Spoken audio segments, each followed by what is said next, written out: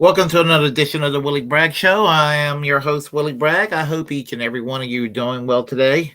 Before I get started, like I normally would say every episode here, hit that like button, subscribe to this channel, and you follow me here on YouTube, Twitch, Twitter, Facebook, and all will be well. Now let's talk about the situation at hand with the United States and Venezuela. And I think that anybody in this country, if they understand basic political science 101, that it would be a no-brainer, along with basic economics, that if you want lower gas prices at the pump, and I think that we all want lower gas prices at the pump, that we're going to have to make nice with Venezuela. There's no reason to have sanctions against Venezuela to begin with. There was never any justification to do it to begin with. And it's amazing that what little Joe Biden has done to ease sanctions on Venezuela. The right-wing outrage there is, as if Joe Biden is some sort of turncoat against the United States.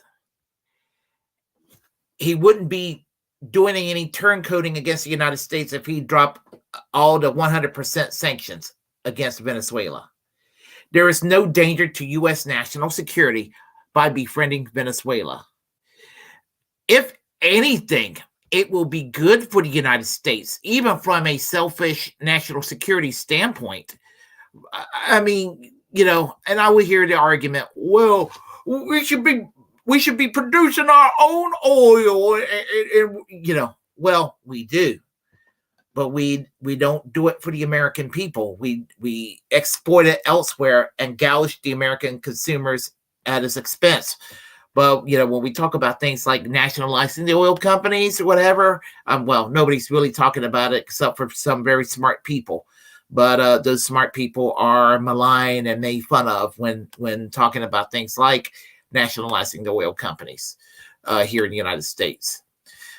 But, what he's done is ease the restriction and allow Chevron to do a little bit of drilling of oil, as long as it doesn't, as long as so-called human rights, which is laughable, because human rights in other countries, the United States is no stranger to overlooking human right abuses in other countries.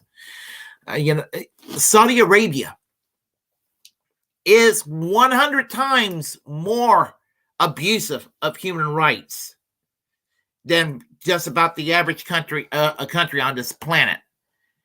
And the United States befriends Saudi Arabia.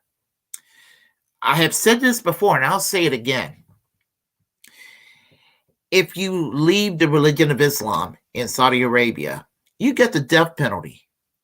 You can be any religion you want to be in Venezuela. There is religious freedom in Venezuela.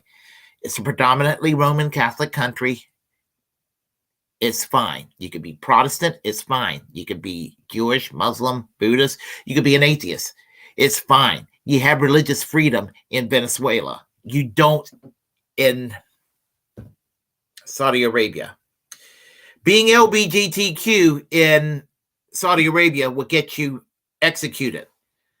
Now, I'm not going to say that Venezuela is number one in the world as far as being affirmative and affirming and pro-LGBTQ, but it is a hell of a lot more affirmative and more supportive than Saudi Arabia. Venezuela was one of the first countries in the world to get rid of the death penalty, and there's no death penalty to this day in Venezuela. The United States still practice capital punishment. Saudi Arabia still practices the death penalty for almost jaywalking. 2 female activists protesting for the favor of women to drive in Saudi Arabia. Once women were granted the freedom to drive in Saudi Arabia, those 2 female activists were executed in Saudi Arabia. You see where I'm getting at? We sell arms to Saudi Arabia, and we're indirectly overseeing a genocide in Yemen. What the fuck is Venezuela doing in that regard?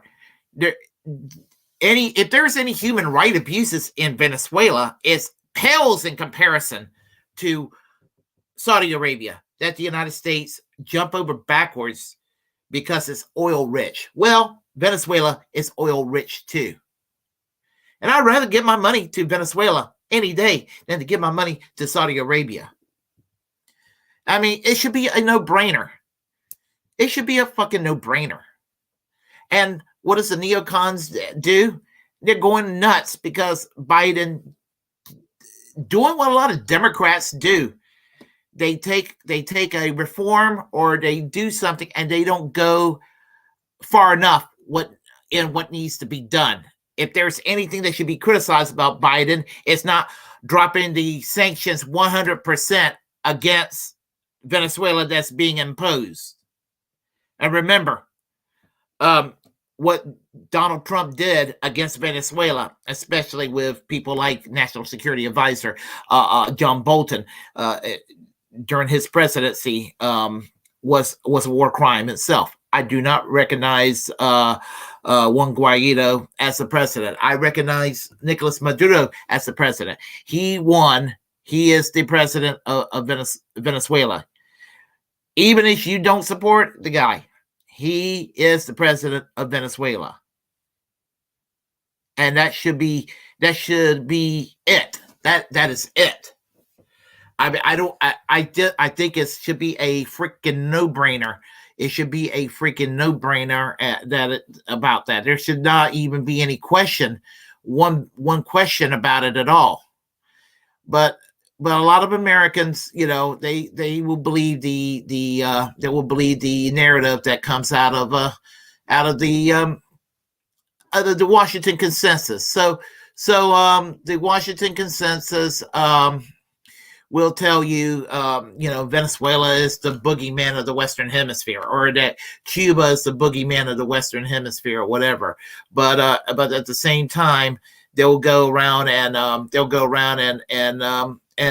look the other way when it comes to human right abuse elsewhere, and that's par for the course. That is par for the course for this country, and so I'm just at my wit's end when it comes to how Americans sit there and believe what they want to believe. And of course, we're talking about a country where you can't even convince Americans that there are Nazis in the Ukraine, and that that 11 political parties are banned in the Ukraine, that unions are, for all effects and purposes, have been banned. You would think that a lot of progressives and that would be upset and be at least asking some questions these days. But they have their narratives too and all of that. But here's the thing. If we lift sanctions, 100% sanctions, and let's be real, if we embrace Venezuela and have goodwill toward Venezuela, you want gas prices to go down? I know I do. And the best way for gas prices to go down is to make peace with Venezuela, not try to overthrow them. They're not a threat. And everybody say, well, what Hugo Chavez and what Nicolas Maduro did, it caused starvation over there. What caused the misery in Venezuela all these years was bullying by the United States, the sanctions and everything. And it needs to stop. It needs to stop. When it's basically a high school bully picking on a small kid in a playground. That's what it amounts to. That's what it amounts to. And it fucking needs to stop. I mean, it's amazing how backwards this country will do things. For example, I mean, you had John Bolton in the last administration calling for the United States to embrace Al-Qaeda against Bashar al-Assad. I'm not saying that Bashar al-Assad is a great man in Syria, but are you kidding me? The man is secular versus Al-Qaeda. I mean, it's not computing in my head. But this is what the United States do. They will sit there and defend some really horrible characters. And then when somebody speaks common sense, and then they're like Assad defender, a Putin puppet, or what have you. And so if you're a truth teller, they'll go and try to smear you that way. And then people who are accused of these things, they end up being right later on, and people realize, oh, how did we miss out on that one? So there you have it. So I just had at my wits' ends about this. But if Joe Biden had any decency, and if he had any, if there's anything that's decent in that dementia body of his, he would do the right thing and completely lift all sanctions right now, 100% lift all the sanctions and befriend Nicolas Maduro and acknowledge what a mistake the United States created by making trouble for Venezuela while all these years past presidents have actually befriended places like Saudi Arabia, which I to no end, I can't understand that. Again, United States will sit there and befriend Saudi Arabia, which is at the crux of all the terrorism that has happened all these years against the West, whereas a country like Iran, that I'm not crazy about government-wise, but they commit very, very, very, very, very, very little terrorism against the West compared to Saudi Arabia. But the United States do what they do in an ass-backwards way. So I just needed to get that out of my chest and everything. So anyway, here on the chat line, we have Warren. How are you doing today, my friend?